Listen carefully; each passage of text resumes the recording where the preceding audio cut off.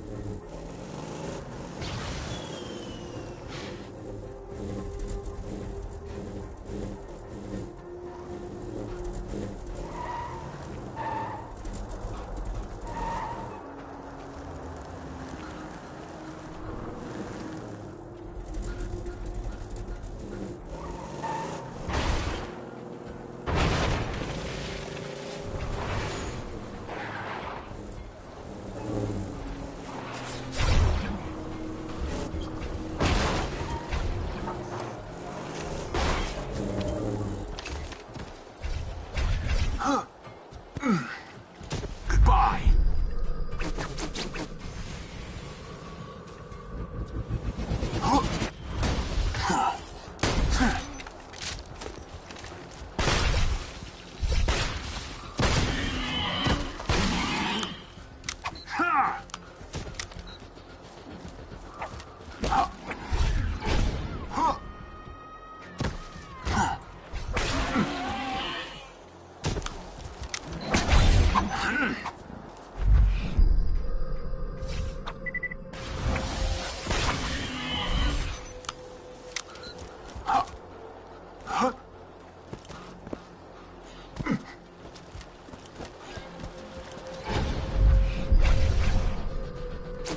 Unsurprising.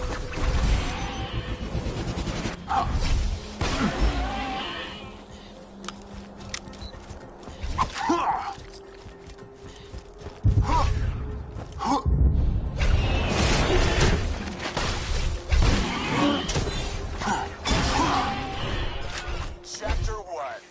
Today, I punched a stalker so hard it turned inside out. End of Chapter 1. It is a known fact that stalkers find echo recorders delicious. You'll likely find the rest of Taggart's chapters within piles of stalker. Chapter 2. Jack wasn't kidding. These stalker things are something. I pounded one right in the throat with my thumping hammer. Just like Mom taught me. And it pretty much exploded. It made this hilarious noise like... It's kind of like that. I should make it my ringtone.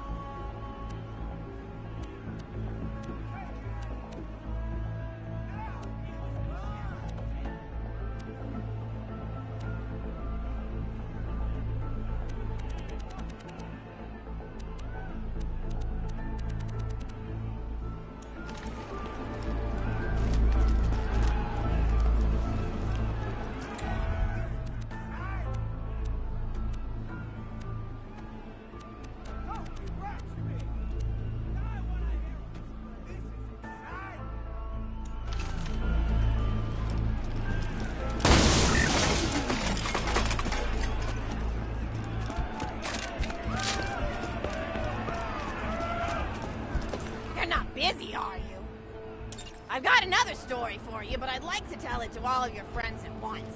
An old lady like me has to save her voice, you know. Oh, you still want to talk with me? How incredibly sweet of you. Say, you'll never guess who I saw today. Captain Scarlet. She was robbing my retirement home with a few other brigands, and I recognized her from her wanted poster, and I said, "Oh, hey, you fought the Vault Hunter, didn't you?" And she bowed all elegantly and said something like, "Indeed I did, madam," and said that you were really good at fighting, and that you beat her fair and square. She didn't seem to harbor much of a grudge about it. Nice girl. You should think about meeting up with her again if you're not shacked up with anybody, you know? I mean, of course, you probably are. Gorgeous hunk of a Vault Hunter like you. I bet you're beating away suitors left and right. Look, you're blushing. Oh, I could just eat you up. Mr. Torg was so scared of trying to get a date for such a long time. He used to go to parties in high school and just stand in the back without talking to anybody. Introvert!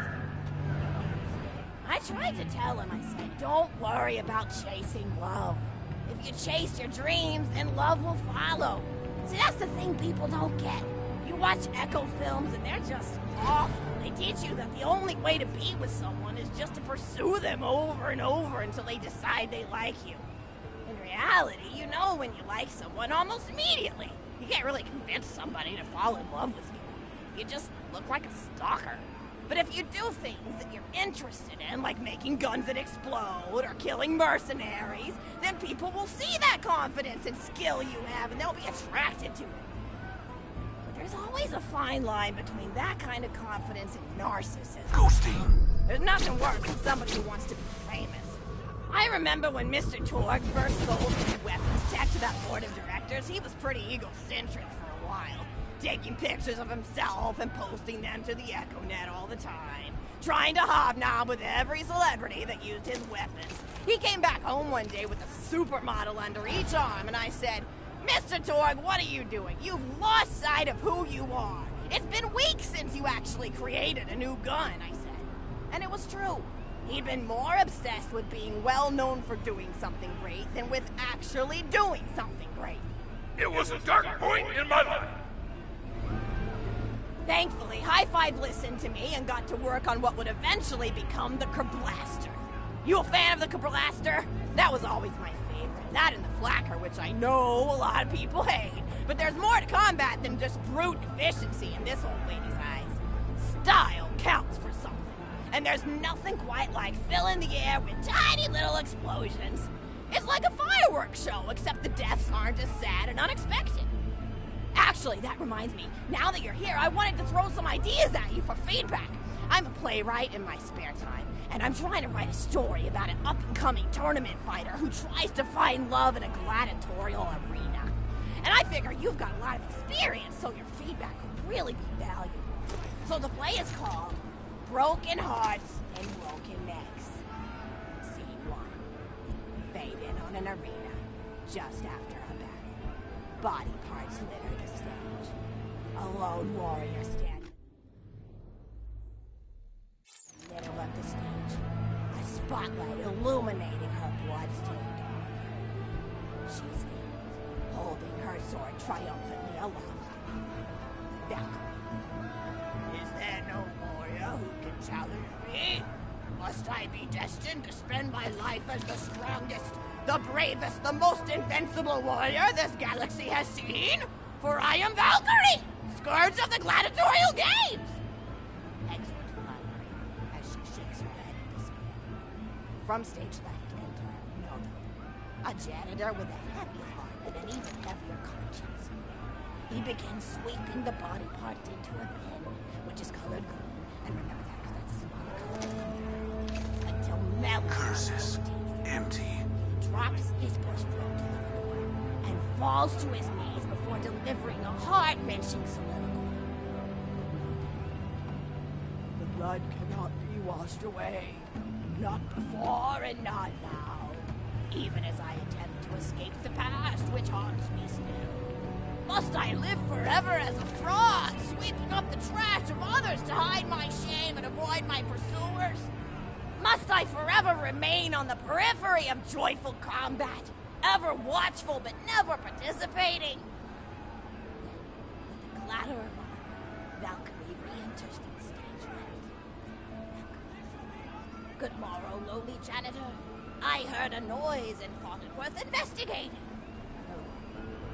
Oh, great Valkyrie, 'twas nothing but the wails of those souls you released from their bodies tonight. Souls that wail in agony as they fly upward to Valhalla. Fools! What have they to wail about? Their agonies are over, ended at the point of my sword. Mine, however, have only yet begun. For it is lonely at the top, and an unchallenged life is a boring one. No, Don, listen. If only I were able to tell her my true identity, I would give her a fight she would not soon forget. Back to you. Yes, ma'am, boredom is the true tragedy. May you one day find challenge in combat. Stupid. Nodon picks up a giant two-armed bastard sword with almost no effort. Valkyrie, listen. What is this? Excellent. Stage left. Valkyrie. What strength this janitor possessed? Who is he to pick up a bastard sword with 2 fingers? What hidden power does he hold? What secrets does he keep? I will endeavor to uncover his past, in the hopes that our swords may cross in battle! Excerpt. End of scene. Scene 2. The interior of the governor's house. The table is set with myriad teas and biscuits. Oh, I'm so sorry. I didn't even ask you for the feedback on the first scene. Did you like it? Oh, wonderful. I'll continue then. Scene 2. The governess enters from stage left. Governess, I refuse to respond to these absurd accusations. The husband looks at her quizzically. Governor, and what accusations may those be? Governess. Actually, you know what? I don't think I'm ready to get feedback on the play yet. But what about you? What are you up to? Tell Grandma Flexington all about it. I bet you've had some amazing adventures. Mr. Torg told me about the time you all played bunkers and badasses together. He said it was one of the most fun and welcoming experiences of his life. Grandpa! You're embarrassing me! Sorry, sweetie, but really, you and the Vault Hunters are his first real pals. It wasn't easy for Mr. Torg to make friends at school when he had facial hair at age 8, pecs at 8.5, and dead parents by age 9. People found him intimidating, but I told him that he should be thankful for the fact that he looks different. Anyone who wouldn't be friends with you based on appearance wouldn't be a very good friend anyway. But he really does like hanging out with all of you. Most people these days want Torg to pose for pictures or blow something up by flexing at it. It's not often he gets to sit down and play games with people. Oh, speaking of games, did you play Going Back to the House yet? It's a new echo simulation about exploring a log cabin you lived in when you were a kid. There's no violence or anything. You just walk around looking at cereal boxes and remembering people you made out with. I really like where Echo Sims have gone in the past few years, don't you? There seem to be a lot more of them with interesting things to do beyond shooting people, and the writing has gotten so tight and concise. For instance, did you ever play The Samurai's Marker? The whole game's story was delivered through haiku.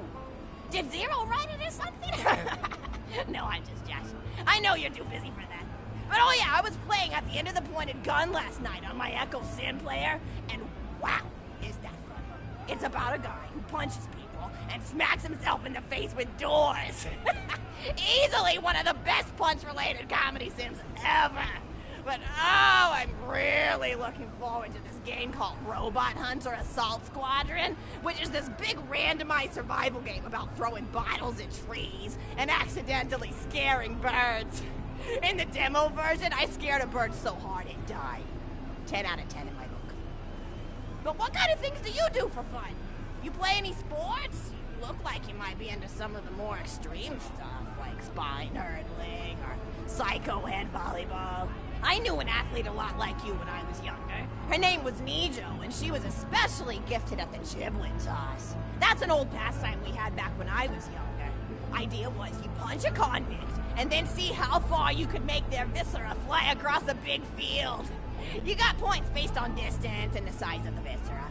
She won the final round of the giblet toss championship by getting a left eyeball to cross the 300-meter mark. They said she was juicing with iridium, but I think they were just angry that she dethroned the reigning champ, misogynistic Jeff.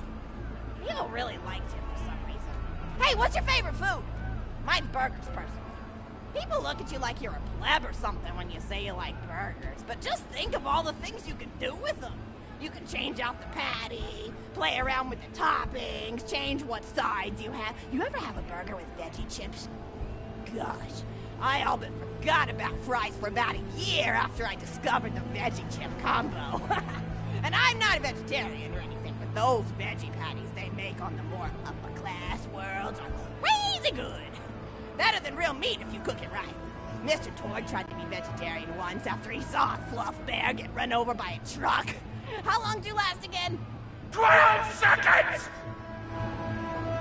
Barely even finished the word vegetarian before he lunged at a skag chew I was holding in my left hand. Nearly lost a finger. Granted, he's always been partial to skag chews or skag bacon. Don't know why, since I always felt like skags tasted like old tires and vomit. But to each his own. Taste is a funny thing. People say your taste buds get more refined as time goes on, but they actually get worse and worse.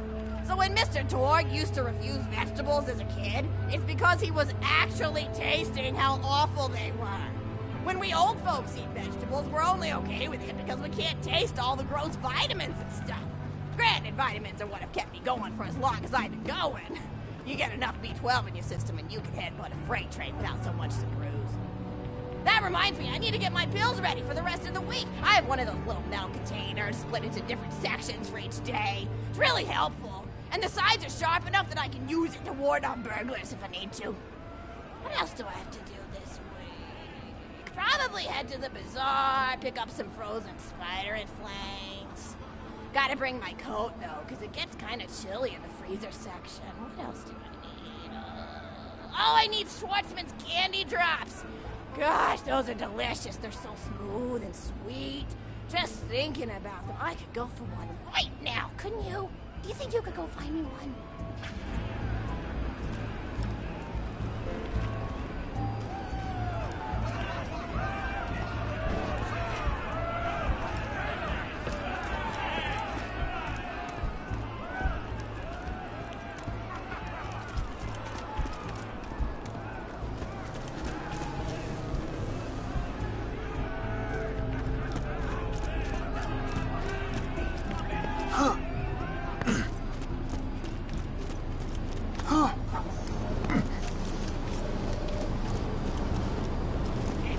Puppet Master Theater! It's coming! It's coming! Hey! Play with me.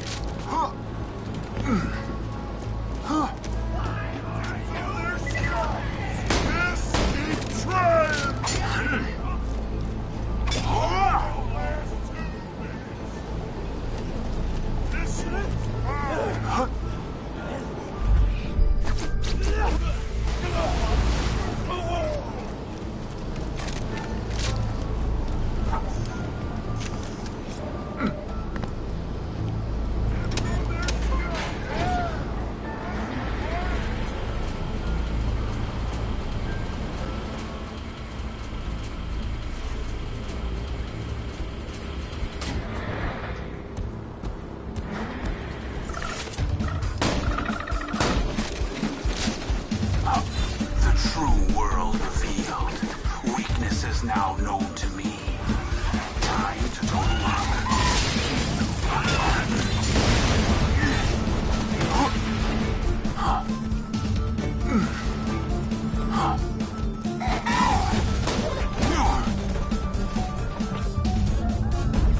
Baby!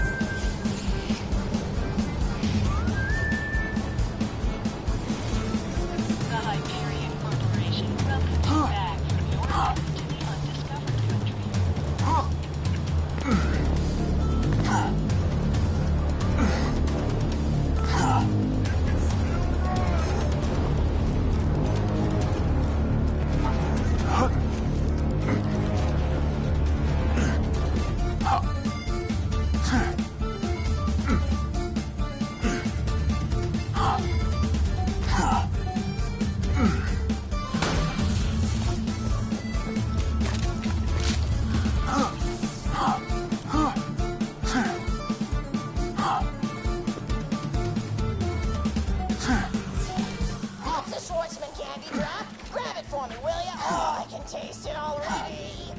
The boys!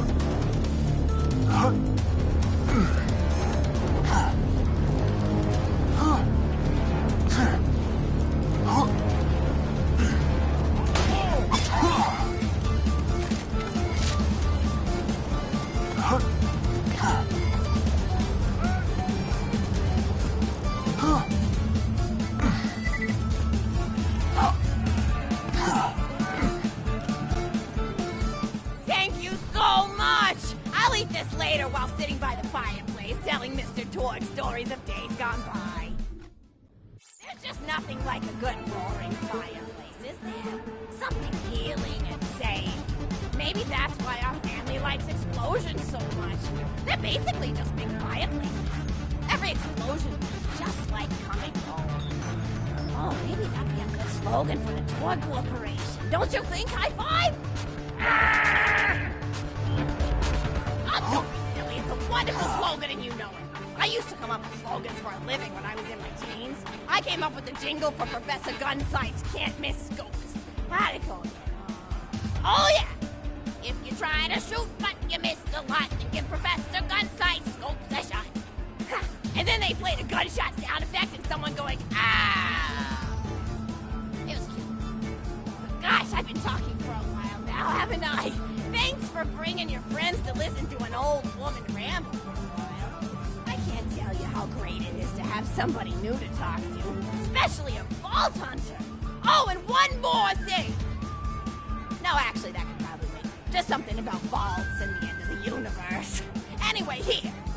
I always spoil my friends, just like I spoiled my grandson. Well, well. Enjoy!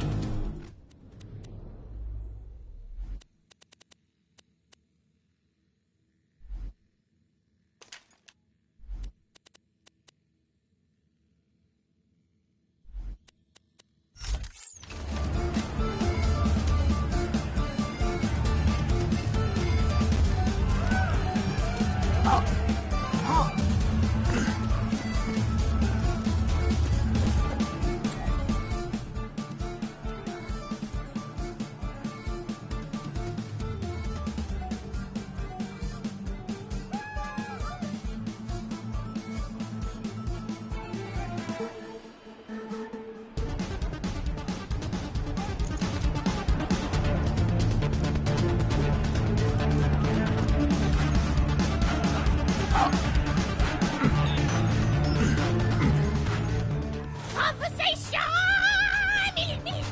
Ow!